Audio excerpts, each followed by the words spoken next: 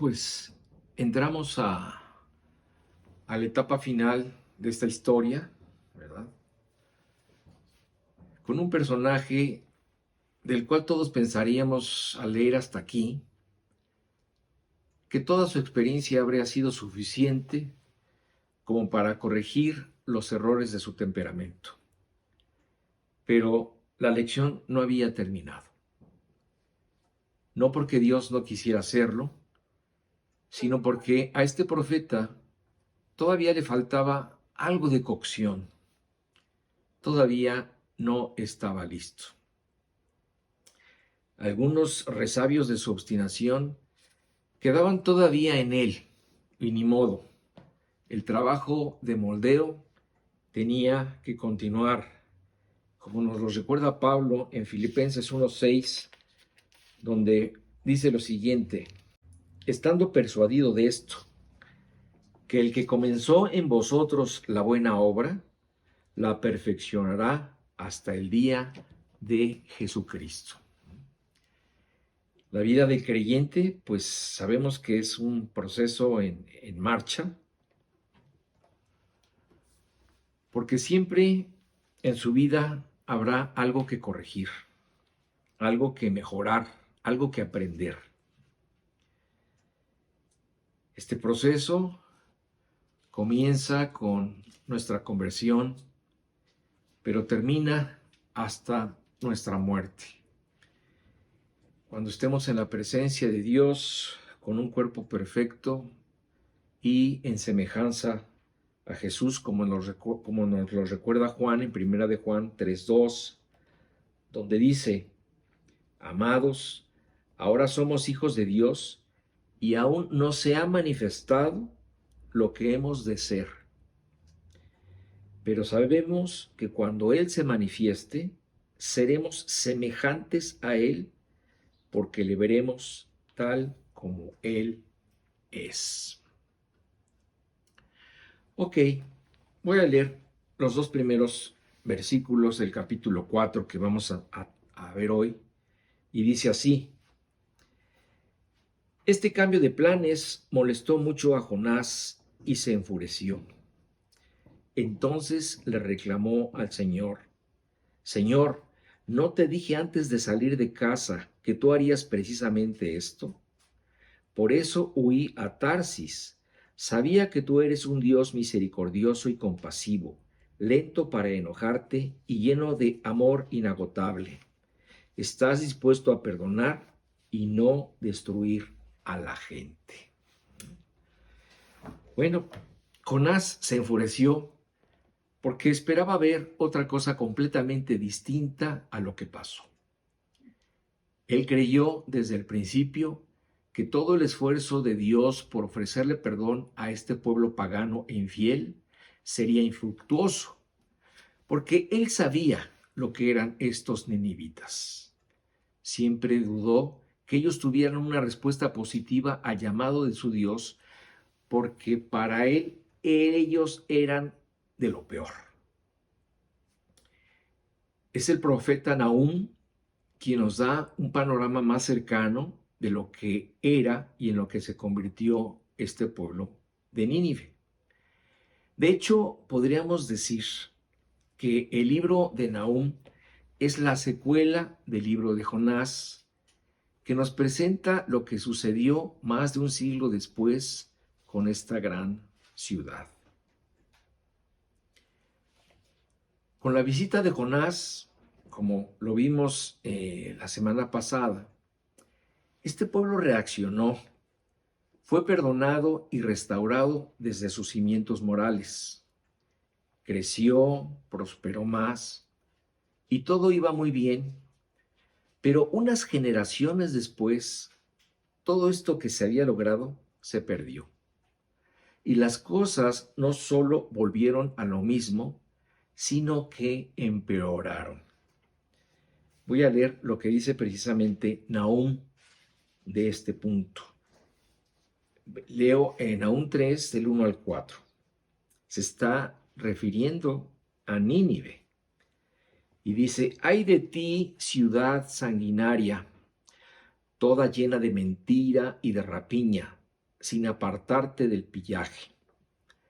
Chasquido de látigo y fragor de ruedas, caballo atropellador y carro que salta, jinete enhiesto y resplandor de espada, y resplandor de lanza, y multitud de muertos, y multitud de cadáveres, cadáveres sin fin, y en sus cadáveres tropezarán. A causa de la multitud de las fornicaciones de la ramera de hermosa gracia, maestra en hechizos, que seduce a las naciones con sus fornicaciones y a los pueblos con sus hechizos.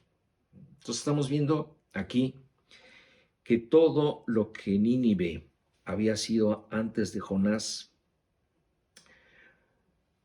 un poco más de un siglo después, unos 150 años después de la visita de Jonás, volvieron a caer, o si no, llegaron a estar peor que antes, y en esa ocasión ya no hubo oportunidad.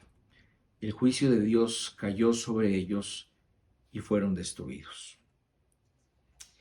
Y aquí, pues, leemos una lección muy fuerte que corrobora nuevamente que la fe de los padres no necesariamente es la fe de los hijos.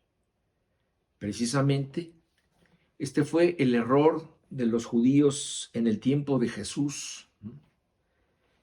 Pensar que la fe y el favor de Dios se heredaba por medio de la sangre. Pero esto es mentira. Y Jesús se los dijo muchas veces y de diferentes formas.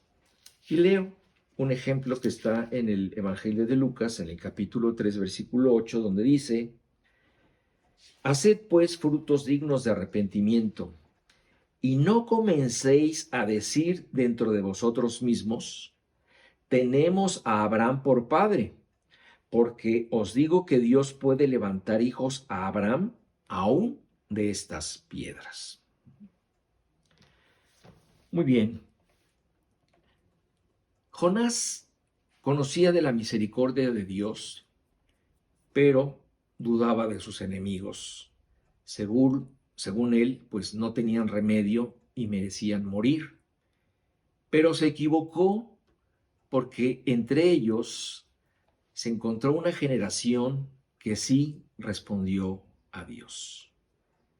Entonces concluimos que cada generación y cada persona debe buscar su propia fe, su propia relación con Dios, la cual se establece en forma individual cuando se toma una decisión a favor de Él.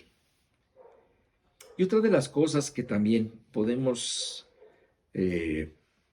desprender de esta enseñanza es el hecho de ver qué distintos son nuestros juicios a los de Dios.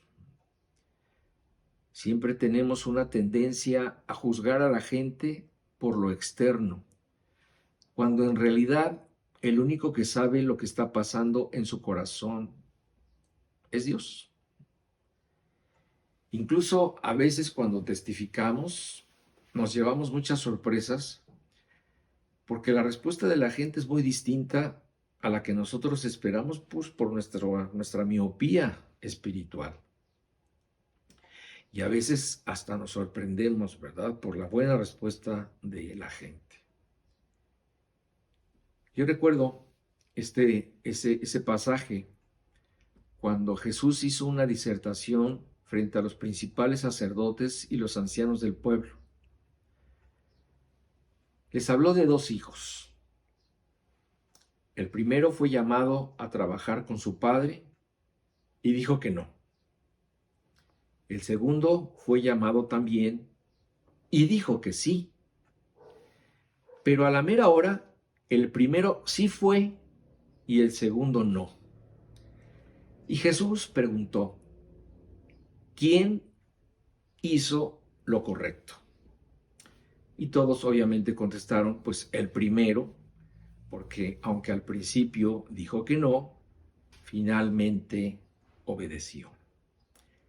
Entonces Jesús le dijo a este pueblo judío que ellos eran como ese hijo que le dice sí a Dios con su boca, pero en realidad le dice no con su corazón. Y aquí aprendemos algo que Jonás ignoró, que precisamente Dios ve el corazón arrepentido, sin importar qué haya hecho la gente en su vida, ni lo pecadores que sean, porque Él es amplio en perdonar.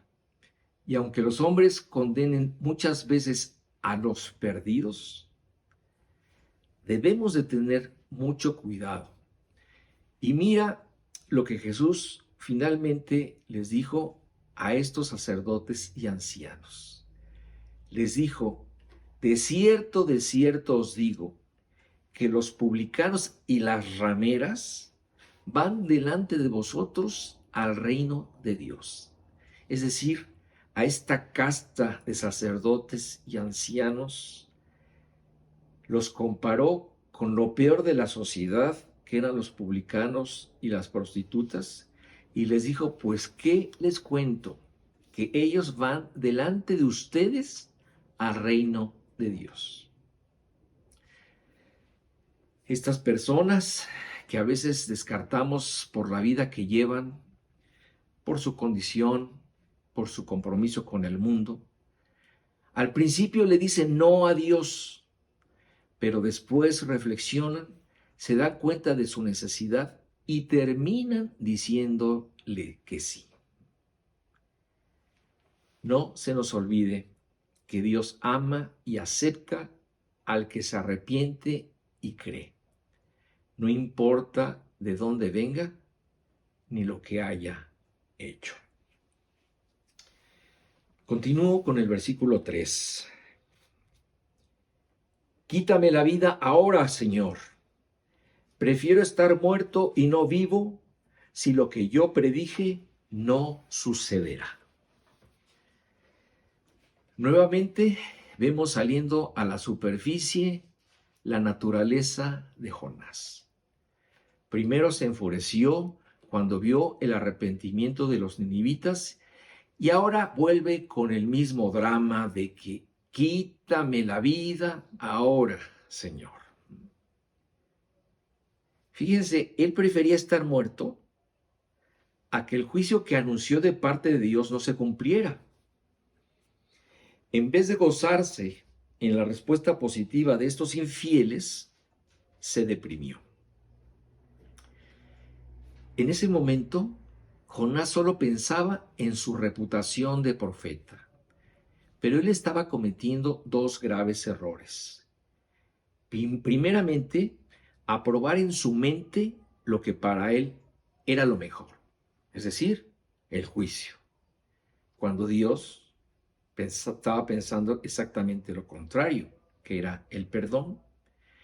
Y el segundo error que cometió Jonás fue tomar precisamente el papel de juez que a nadie de nosotros nos corresponde, ¿verdad?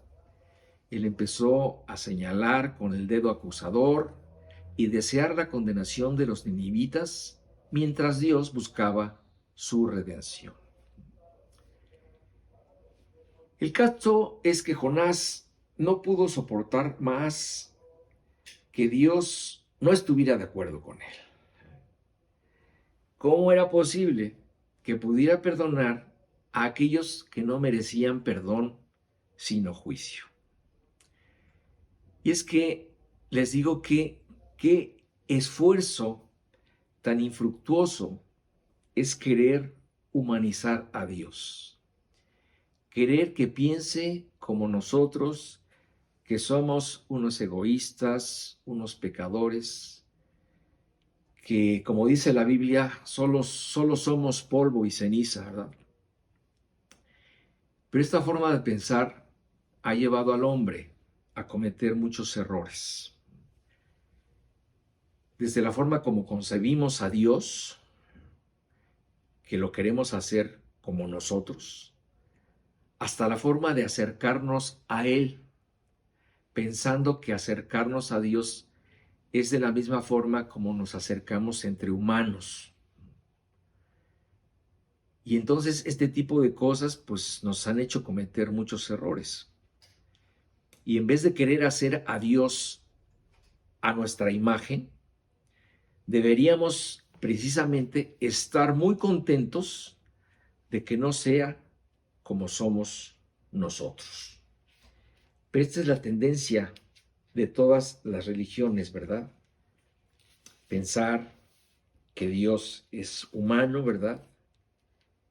Que necesita de nuestros tratos humanos, cuando es todo lo contrario.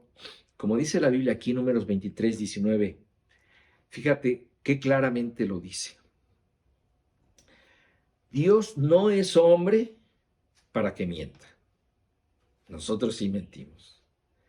Ni hijo de hombre para que se arrepienta. Él dijo y no hará. Habló y no lo ejecutará.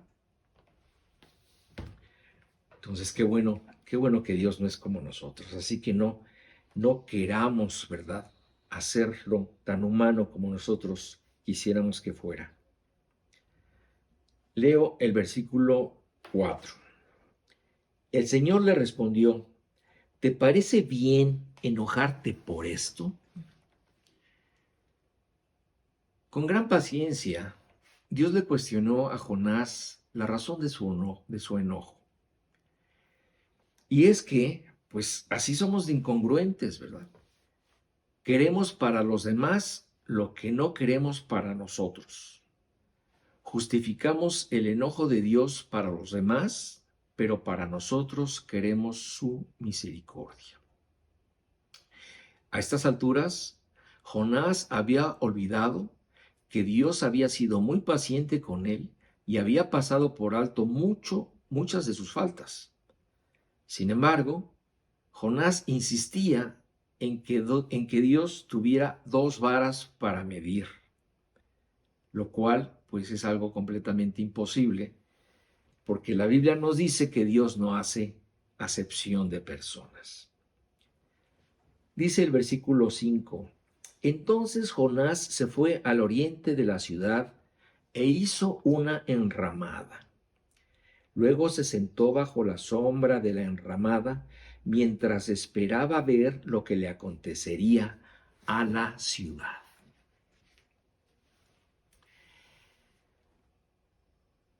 ¿Cuántos creyentes no se han divorciado de Dios cuando no les da lo que piden?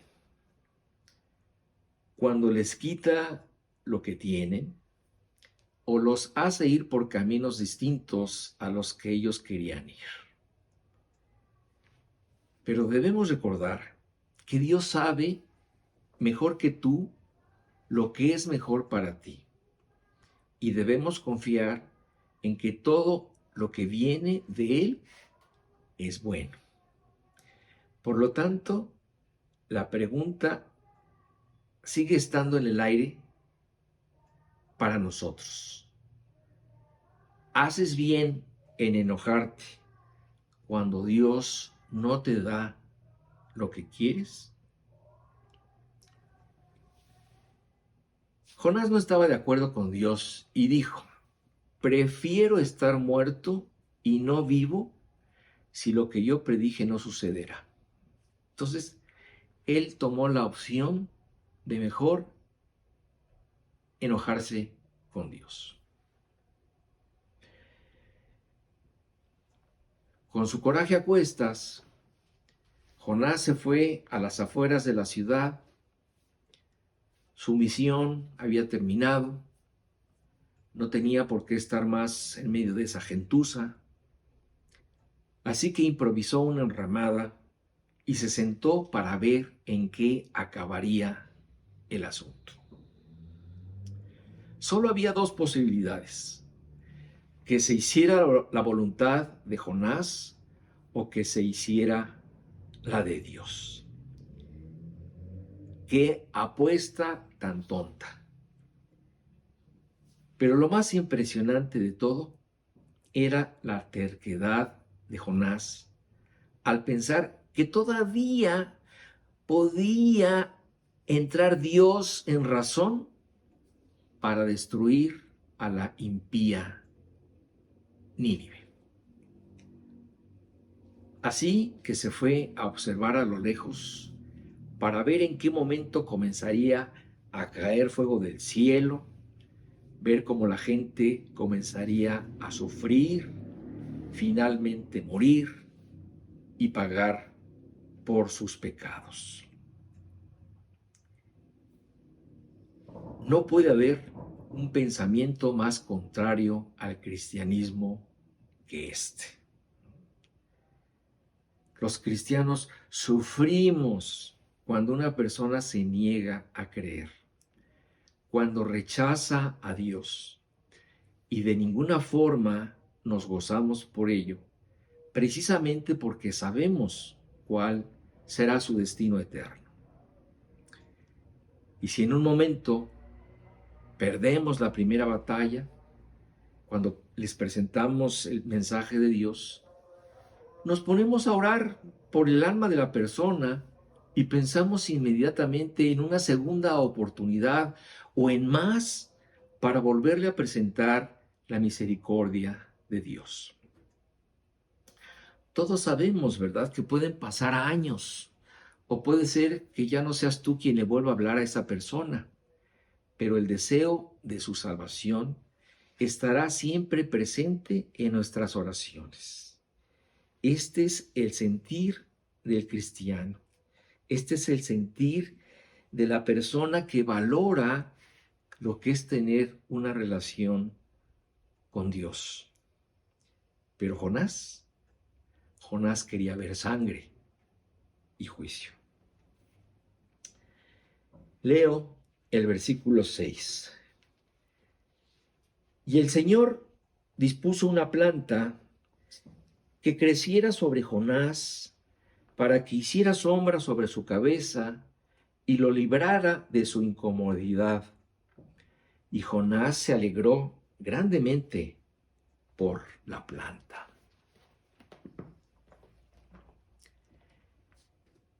En esta condición de coraje personal, Jonás se olvidó de las inclemencias del tiempo. Cegado por su obstinación, vio cómo pasaba un día y luego el siguiente y no pasaba nada. Él estaba dispuesto a quedarse allí los 40 días que Dios le había dado de gracia a esa ciudad para arrepentirse. En esos días de tensión, seguramente descuidó su comer y su beber.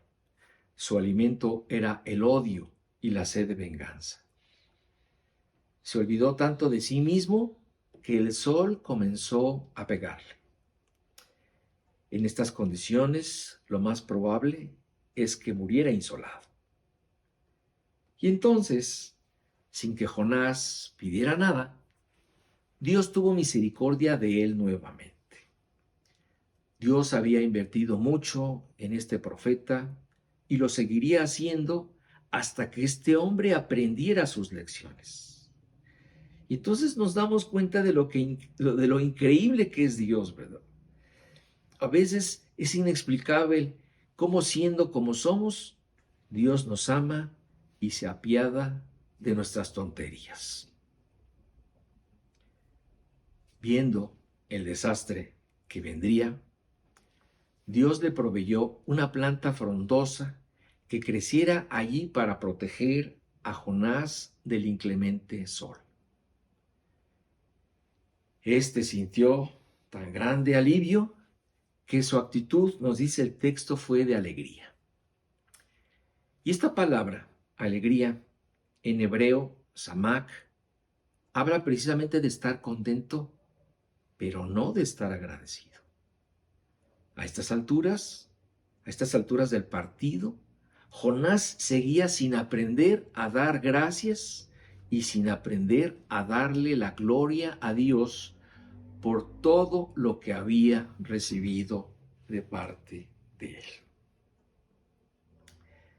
Y mira, podemos criticar a Jonás mucho y hasta desesperarnos con su necedad.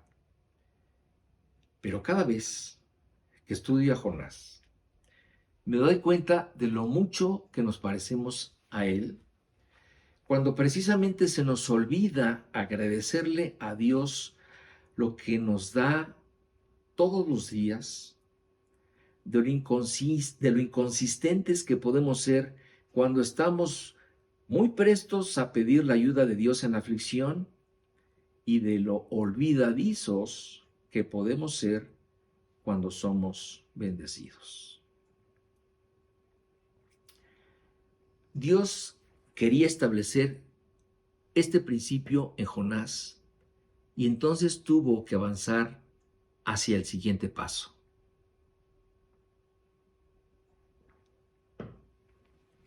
Leo el versículo 7 y 8. Pero Dios también proveyó un gusano. Al amanecer del día siguiente, el gusano se comió el tallo de la planta, de modo que se marchitó. Así que cuando el sol se intensificó, Dios proveyó un viento abrasador del oriente para que soplara sobre Jonás.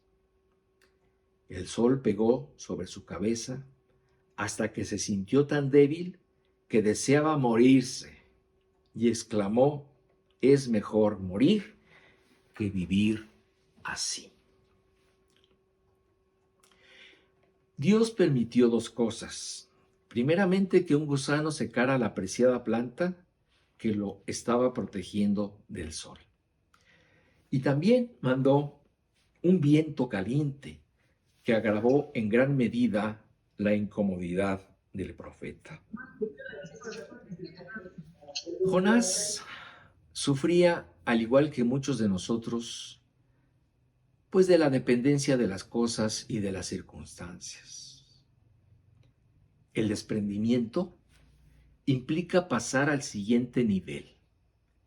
El desprendimiento es un signo de madurez, el cual no muchos llegan a alcanzar. Se trata de estar gozosos, dispuestos y útiles en las manos de Dios en cualquier situación, lo cual es extremadamente difícil de lograr, porque la mayoría depende de tener una buena planta que los proteja del sol o de buenas condiciones para funcionar bien. Pero cuando estas fallan, entonces nosotros también comenzamos a fallar. Estamos hablando aquí de que Dios quería llevar a Jonás de la misma forma que lo quiere hacer con todos nosotros, a la excelencia en el servicio para Dios.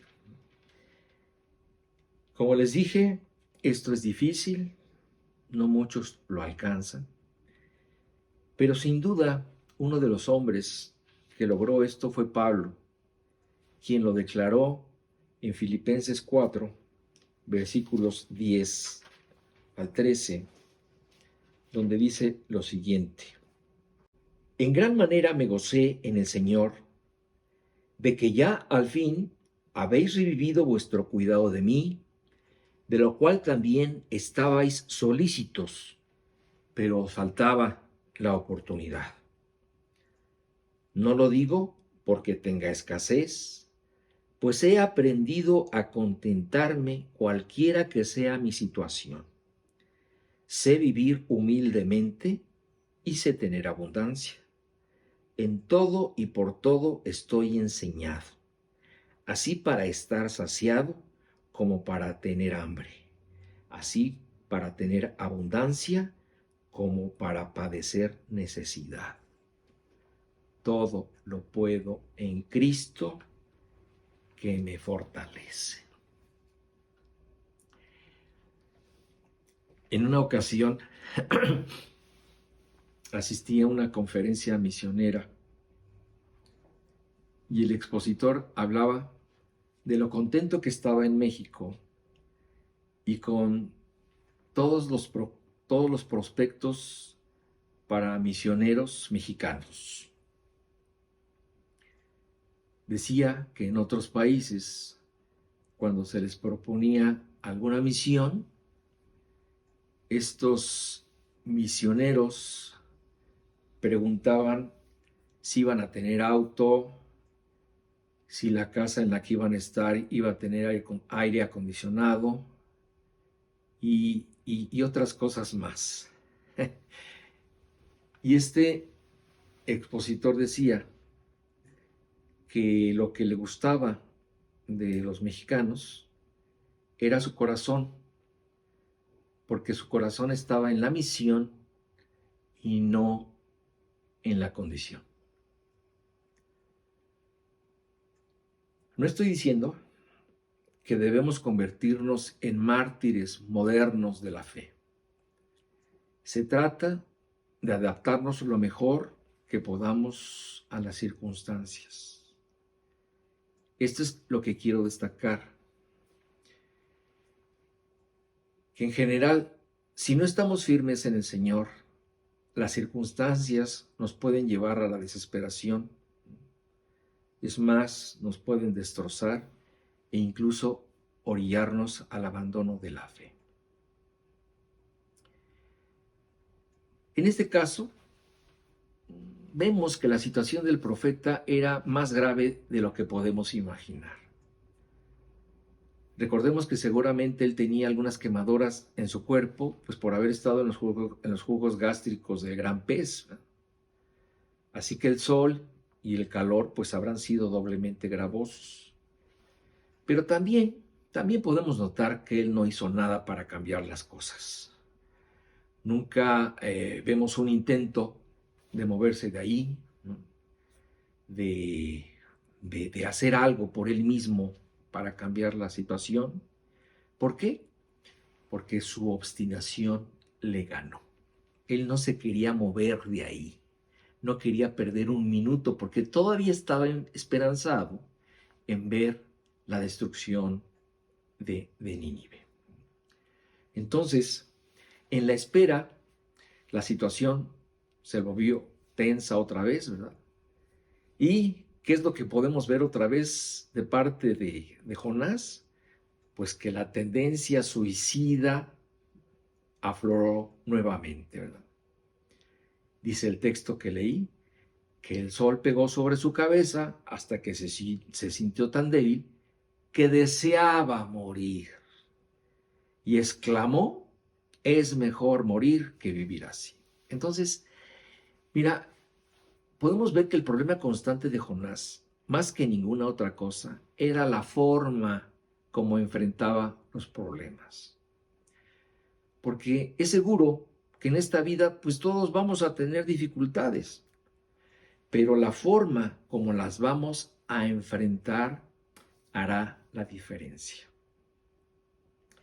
Jonás, siempre que estuvo en problemas, lo primero que hacía que era quejarse, demostrar su inconformidad, su desacuerdo con Dios, su rebeldía, su falta de sumisión. Él no estaba acostumbrado a enfrentar los problemas, sino a darles la vuelta. Además, pues por todos lados sale su orgullo, ¿no? Y sobre todo, no se le daba aquello de pedirle ayuda a Dios, de pedir su guía, ni buscar su cercanía, y menos su dirección. Siempre estamos viendo a un hombre obstinado y rebelde, casado con sus ideas personales, tratando todo el tiempo de corregirle la plana a Dios y tratando de hacer las cosas como él quería. Todo aunado a su complejo de mártir, con el que amenazaba siempre con salirse por la puerta falsa. Leo el versículo 9. Entonces Dios dijo a Jonás, ¿te parece bien enojarte porque la planta murió? Sí, replicó Jonás, estoy tan enojado que quisiera morirme. La pregunta se repite: Jonás, ¿estás muy enojado con todo lo que con todo lo que te ha pasado? Sí, me quiero morir. Su personal visión de la vida y su forma de solucionarla a través de la salida pronta, pues seguía en su cabeza. A estas alturas ya podemos contar 4 veces en las que él expresa su deseo de morir. Entonces, el Señor hace lo que sería el último intento para que Jonás pudiera aprender la lección, y entonces es llevado a una última reflexión. Leo el versículo 10 y el 11. Entonces el Señor le respondió: ¿sientes lástima por una planta, aunque tú no hiciste nada para que creciera? Creció rápido y murió rápido. Pero Nínive tiene más de 120,000 habitantes que viven en oscuridad espiritual, sin mencionar todos los animales. ¿No debería yo sentir lástima por esta gran ciudad? Jonás tenía que darse cuenta que las cosas en esta vida son temporales, que el propósito del creyente no debe estar motivado ni basado en lo pasajero ni en sus deseos personales. Los hijos de Dios estamos en este mundo para estar por encima de los propósitos e intereses de aquellos que no conocen a Dios. Y debemos entender que nuestra misión es más importante que cualquier otra. Es verdad, como les decía, que nadie va a estar exento de sufrir y de diferentes formas. También unos van a sufrir más que otros, unos van a vivir en pobreza, otros no, unos en salud, otros no, pero al final lo más importante es la misión, la encomienda que Dios nos ha dado de llevar el mensaje de salvación, y cada uno la debe de realizar al tope de sus posibilidades. A pesar de los pesares, debemos poner por encima de todo la causa de Dios. Este será el criterio a través del cual Dios en el tribunal de Cristo juzgará nuestras obras. No por el que era más inteligente y pudo hacer más o tuvo más posibilidades, sino al tope al que cada uno llevó su trabajo de acuerdo a lo que tenía, de acuerdo a su inteligencia y de acuerdo a sus posibilidades. Este será el criterio para premiar Dios en el tribunal de Cristo. Muy bien. Jonás podía sentir lástima por esa planta que representaba su zona de confort. Sin embargo, era tan pasajera como la vida misma. Jonás la extrañó tanto que le hizo pensar que sin ella no podía vivir. Así de grande puede ser el apego a las cosas de este mundo, pero todas son banales y temporales. Ninguna de ellas te acompañará al morir. Todo se queda aquí. Fíjate cómo nos recuerda esto Juan en Apocalipsis 14:13, y nos dice: oí una voz que desde el cielo me decía: escribe, bienaventurados de aquí en adelante los muertos que mueren en el Señor. Sí, dice el Espíritu, descansarán de sus trabajos, porque sus obras con ellos siguen. Solo las obras hechas a favor de Dios te seguirán a la eternidad. Todo lo demás se va a quedar aquí. Dios le dijo a Jonás: ¿te das cuenta del desbalance de tu pensamiento? En Nínive hay 120,000 almas perdidas y a ti no te importan. Preferirías 1000 veces seguir en tu palco techado viendo cómo son destruidos. Tú no sientes compasión por ellos y ese es tu problema. Prefieres tu comodidad. ¿No deberías también tú sentir lástima por esta gran ciudad?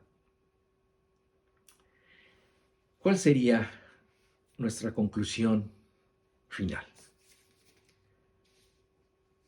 ¿Podemos criticar a este profeta? Sí, mucho. Pero antes recuerda que el que esté libre de pecado, que tire la primera piedra. Cada uno, sin duda, debe cuidarse del Jonás que todos llevamos dentro. Su experiencia debe ser un punto de reflexión para ver en nosotros nuestra propia necedad y obstinación. Vemos cómo constantemente Jonás cayó en un círculo vicioso, en un patrón de conducta ante los retos que no fue la correcta. Y es que a veces cuando uno cae en una conducta errónea, es difícil darse cuenta y aún más salir de ella si no es con la ayuda de Dios. Así que si estás detectando una manía en tu forma de ser, procura quitarla porque si no, esta irá creciendo y te traerá cada vez más problemas. El orgullo y la desobediencia son nuestros grandes enemigos a vencer. Pero solo no podrás vencerlo.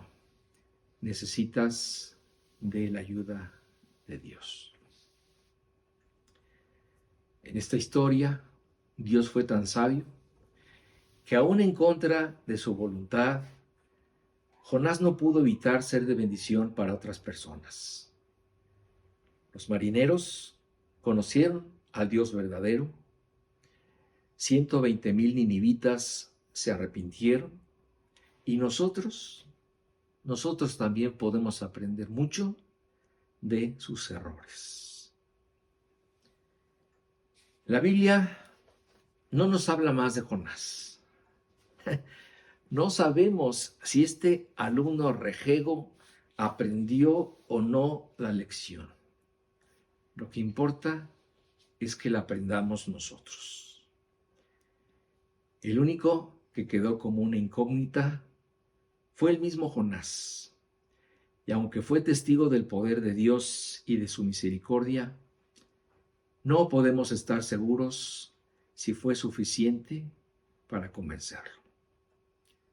Quizás en el cielo lo sabremos. Hermanos, que Dios los bendiga. Maranatha.